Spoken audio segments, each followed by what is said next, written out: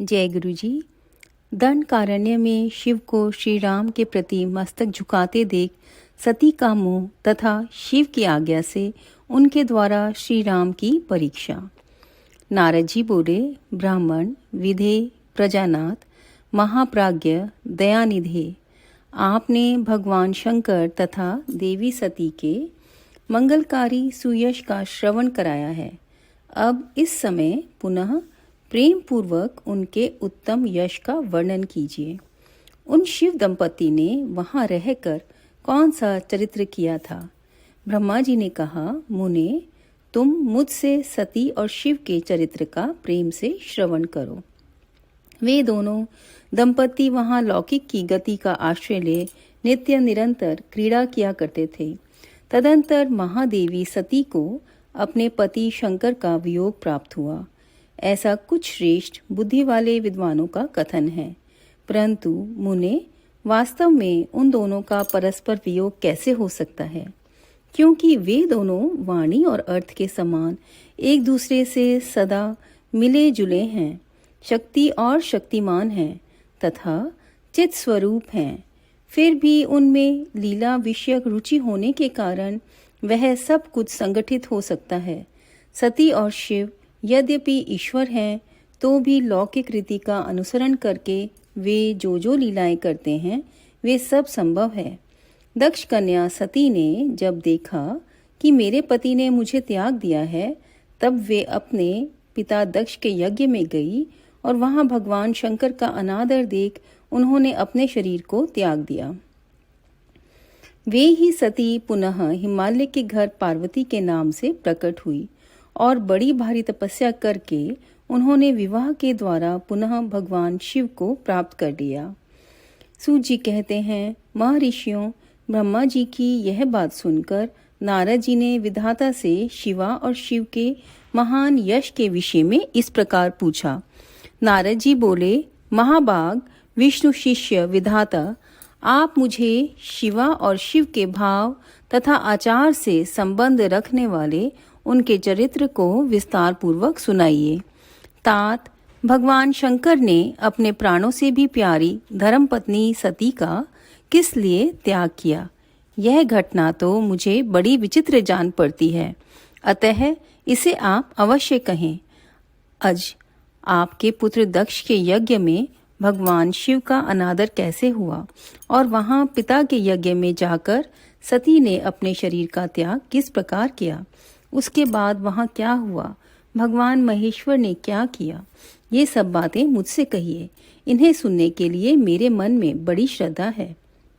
ब्रह्मा जी ने कहा, मेरे पुत्रों में श्रेष्ठ महाप्राज्ञ तात नारद, तुम महर्षियों के साथ बड़े प्रेम से भगवान चंद्रमौलिका यह चरित्र सुनो। श्री विष्णु आदि देवताओं से सेवित पर ब्रह्म महेश्वर को नमस्कार करके मैं उनके महान अद्भुत चरित्र का वर्णन आरंभ करता हूँ। मुने, यह सब भगवान शिव की लीला ही है। वे प्रभु अनेक प्रकार की लीला करने वाले स्वतंत्र और निर्विकार हैं। देवी सती भी वैसी ही है, अन्यथा वैसा कर्म करने में कौन समर्थ हो सकता है? परमेश्वर शिव ही परब्रह्म परमात्मा है। एक समय की बात है, तीनों लोकों में विचरने वाले लीला विशारद भगवान रुद्र सती के साथ बैल पर आरूढ़ हो इस भूतल पर भ्रमण कर रहे थे। घूमते घूमते वे दंडकारण्य में आए। वहां उन्होंने लक्ष्मण सहित भगवान श्री राम को देखा, जो रावण द्वारा छल पूर्वक हरी गई अपनी प्यारी पत्नी सीता की खोज कर रहे थे। वे हाँ सीते ऐसे उच्च स्वर से पुकारते जहां तहां देखते और बारंबार रोते थे। उनके मन में विरह का आवेश छा गया था। सूर्य वंश में उत्पन्न वीर भूपाल दशरथ नंदन भरताग्रज श्री राम आनंद रहित हो लक्ष्मण के साथ वन में भ्रमण कर रहे थे और उनकी कांति फीकी पड़ गई थी। उस समय उदार चेता पूर्ण काम भगवान शंकर ने बड़ी प्रसन्नता के साथ उन्हें प्रणाम किया और जय जयकार करके वे दूसरी ओर चल दिए। भक्त वत्सल शंकर ने उस वन में श्री राम के सामने अपने को प्रकट नहीं किया। भगवान शिव की मोह में डालने वाली ऐसी लीला देख सती को बड़ा विस्मय हुआ। वे उनकी माया से मोहित हो उनसे इस प्रकार बोली। सती ने कहा, देव देवेश सर्वेश पर ब्रह्म परमेश्वर ब्रह्मा विष्णु आदि सब देवता आपकी ही सेवा करते हैं। आप ही सबके द्वारा प्रणाम करने योग्य हैं।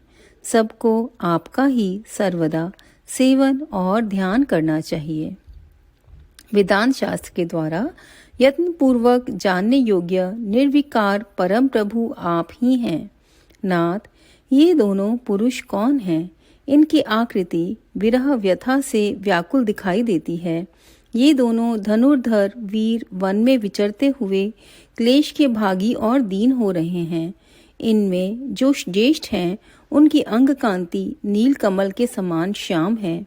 उसे देखकर किस कारण से आप आनंद विभोर हो उठे थे? आपका चित्त क्यों अत्यंत प्रसन्न हो गया था? आप इस समय भक्त के समान विनम्र क्यों हो गए थे? स्वामी कल्याणकारी शिव, आप मेरे संशय को सुने।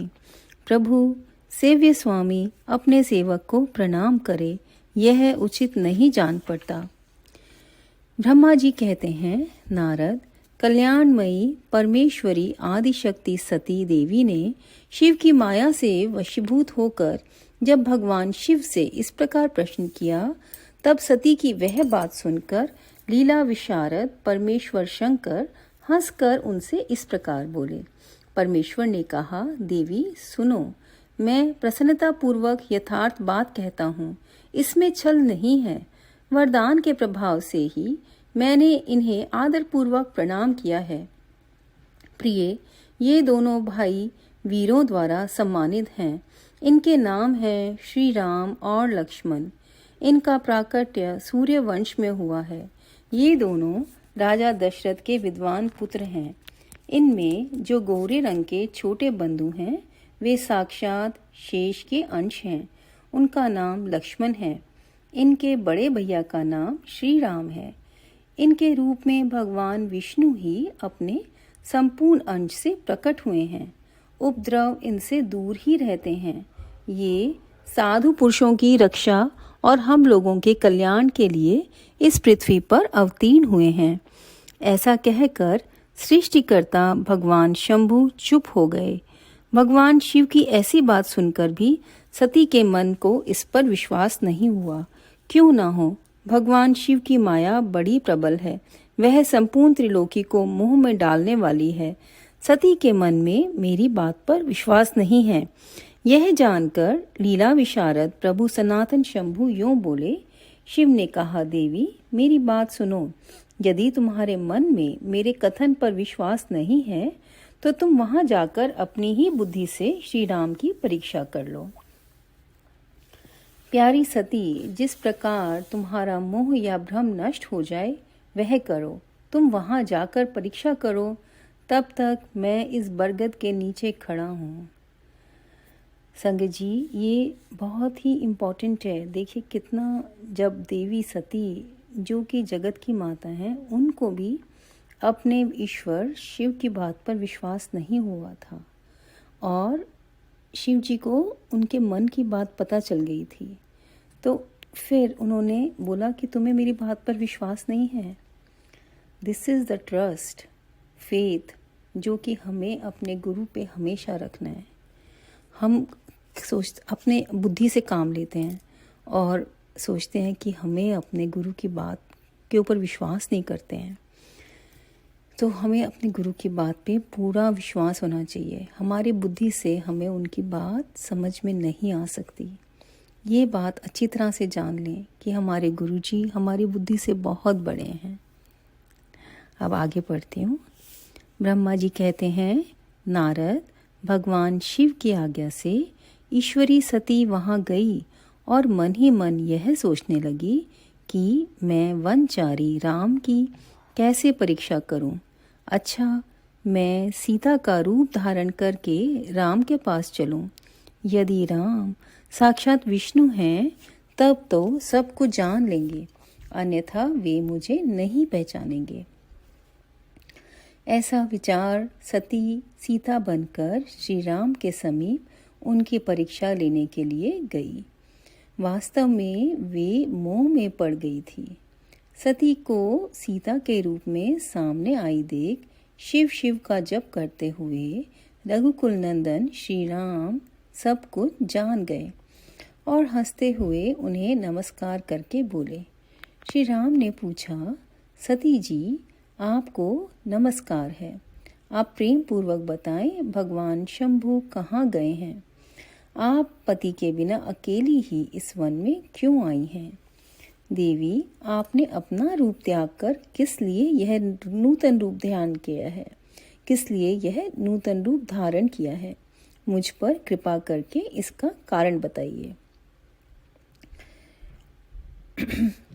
श्री रामचंद्र जी की यह बात सुनकर सती उस समय आश्चर्यचकित हो गई। वे शिव जी की कही हुई बात का स्मरण करके और उसे यथार्थ समझकर बहुत लज्जित हुई। श्री राम को साक्षात विष्णु जान अपने रूप को प्रकट करके मन ही मन भगवान शिव के चरणार विंदों का चिंतन कर प्रसन्नचित हुई सती उनसे इस तरह बोली। रघुनंदन, स्वतंत्र परमेश्वर भगवान शिव मेरे तथा अपने पार्षदों के साथ पृथ्वी पर भ्रमण करते हुए इस वन में आ गए थे। यहाँ उन्होंने सीता की खोज में लगे हुए लक्ष्मण सहित तुमको देखा। उस समय सीता के लिए तुम्हारे मन में बड़ा क्लेश था और तुम विरह शोक से पीड़ित दिखाई देते थे। उस अवस्था में तुम्हें प्रणाम करके वे चले गए और उस वट वृक्ष के नीचे अभी खड़े ही हैं। भगवान शिव बड़े आनंद के साथ तुम्हारे वैष्णव रूप की उत्कृष्ट महिमा का गान कर रहे थे। यद्यपि उन्होंने तुम्हें चतुर्भुज विष्णु के रूप में नहीं देखा, तो भी तुम्हारा दर्शन करते ही वे आनंद विभोर हो गए। इस निर्मल रूप की ओर देखते हुए उन्हें बड़ा आनंद प्राप्त हुआ। इस विषय में मेरे पूछने पर भगवान शंभु ने जो बात कही उसे सुनकर मेरे मन में भ्रम उत्पन्न हो गया। अतः राघवेंद्र, मैंने उनकी आज्ञा लेकर तुम्हारी परीक्षा की है। श्री राम, अब मुझे ज्ञात हो गया कि तुम साक्षात विष्णु हो। तुम्हारी सारी प्रभुता मैंने अपनी आँखों देख ली। अब मेरा संशय दूर हो गया। तो भी महामते, तुम मेरी बात सुनो। मेरे सामने यह सच सच बताओ कि तुम भगवान शिव के भी वंदनीय कैसे हो गए। मेरे मन में यही एक संदेह है, इसे निकाल दो और शीघ्र ही मुझे पूर्ण शांति प्रदान करो। सती का यह वचन सुनकर श्री राम के नेत्र प्रफुल्ल कमल के समान खिल उठे। उन्होंने मन ही मन अपने प्रभु भगवान शिव का स्मरण किया। इससे उनके हृदय में प्रेम की बाढ़ आ गई। मुने, आज्ञा न होने के कारण वे सती के साथ भगवान शिव के निकट नहीं गए तथा मन ही मन उनकी महिमा का वर्णन करके श्री रघुनाथ जी ने सती से कहना प्रारंभ किया। अध्याय 24। जय गुरु जी। ओम नमः शिवाय। शिव जी सदा सहाय।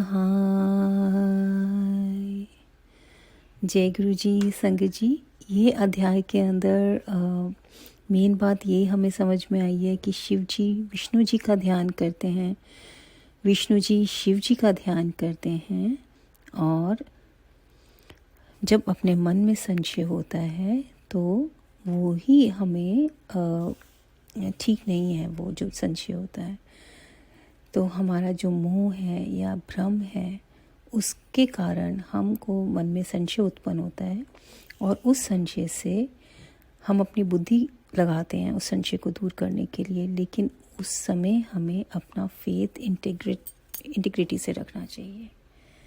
जय गुरु जी। और धीरे धीरे ये फेथ बिल्डिंग एक्सरसाइजेज है जो गुरु जी हमें करवाते हैं। जो भी हम बोलते हैं ना कि हमारा ये टेस्ट हुआ, वो टेस्ट हुआ, वो गुरु जी हमें देखते हैं कि इस समय मेरा ये भक्त कितना विश्वास रखेगा मेरे ऊपर। सो ये चैप्टर शिव पुराण से ये बहुत ज़रूरी है।